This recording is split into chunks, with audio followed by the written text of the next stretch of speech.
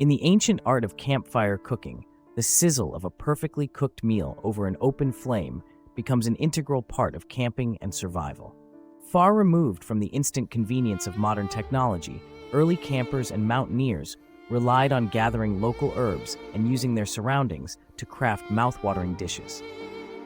Traditional methods, such as honing your own spit roasting skills or building a makeshift oven from heated stones, can elevate a basic campfire cookout into a culinary adventure. Mastering these techniques not only calls for creativity, but also demands respect for nature's offerings. By embracing the simplicity of campfire cooking, one reconnects with nature, crafting meals that tell personal stories under the stars.